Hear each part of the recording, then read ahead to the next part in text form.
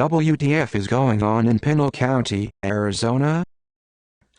I am going to begin this by saying that I chose this online community because it has the exposure of over 1.4 million people.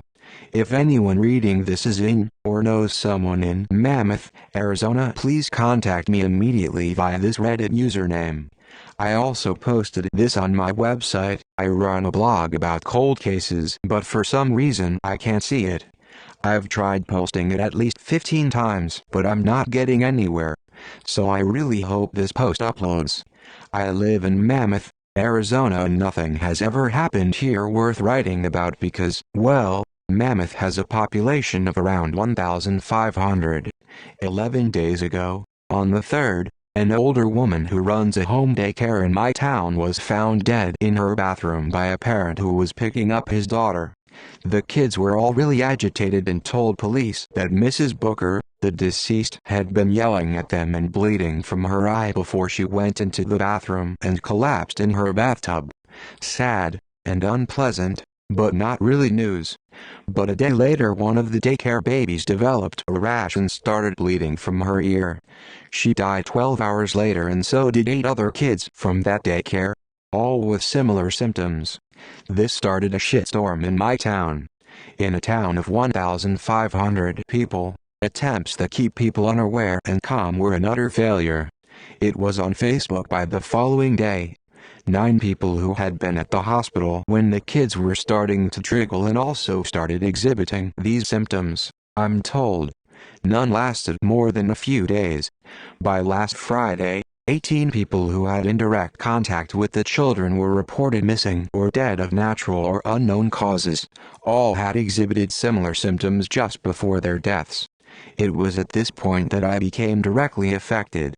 My sister returned from Oro Valley, the closest hospital, a complete wreck. She had gone to visit her friend's new baby and upon arriving had been informed that both her friend and her baby had died.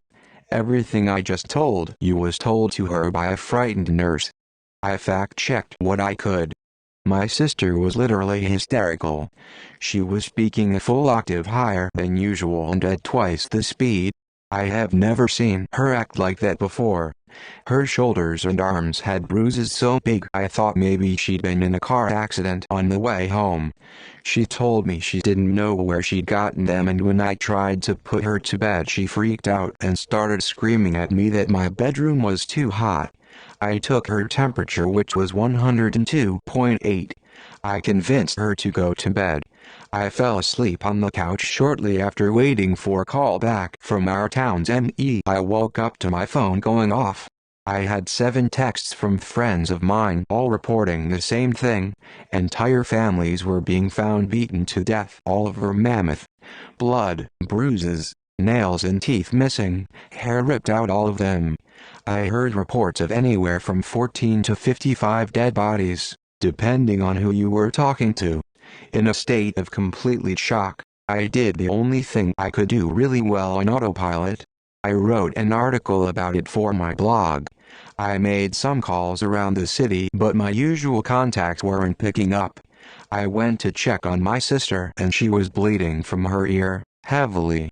Between that and the bruising, I started to wonder if these were actually home invasions at all. I called the 24-hour urgent care in town, but no one picked up. I didn't want to risk driving her back to Oro Valley. I then tried 911, which also rang endlessly. I called my friend in Oro who works for a legit news agent, and she told me that they were reporting NW Medical was running a skeleton crew because most of the medical staff had either called in sick or been found dead in their homes. She said she'd seen tanks in Oro. I woke up the next morning and my sister was gone. I don't know where she is and I'm too scared to go looking for her. I have called the CDC multiple times, but every time I call the same woman answers. The first time she took a statement and said she'd get back to me. Every subsequent time I've called, she immediately puts me on hold. She never comes back to the line. This morning my contact at the police department finally called me back. He told me the death toll is incalculable at this point and that they are being iced out by both the state and federal governments at this point with one exception. 2 people from the CDC showed up yesterday. My contact overheard them talking about Mrs. Booker's cancer treatments as if it were relevant. He doesn't know if it is, but he hopes I can make something out of it. I can't. I don't know about Oro, but my estimation for Mammoth itself is around 40 dead after showing the same symptoms. I haven't seen any of this in the news, which I've been watching religiously. Why not?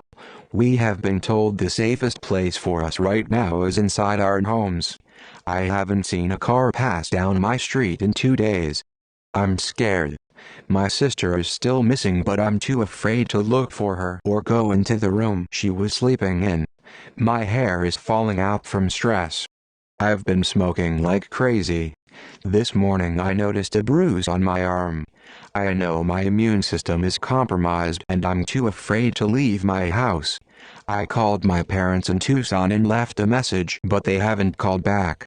The last I heard from my friend in Oro was Saturday morning. She texted to tell me they had started to find bodies lying in the street. No one is bothering to collect them anymore. I responded, but she never texted back. I'll update more as soon as I can. Anyone in Oro or Mammoth, please contact me. I haven't seen another human in over 2 days and I feel like the last person on Earth. Edit. It's almost 6 here and the siren has been going off for about 10 minutes. I don't know if it's a tornado siren or a narrate siren, but it's loud and creepy as fuck. I noticed a small bruise on my arm that upon further fucking inspection spreads all the way down one side of my back. I'm so fucking scared. I had a breakdown where I just screamed at the wall and cried and there was blood in my tears, and that was like an hour ago. To the person calling businesses here, that is not us answering. Our downtown has been shut down all day.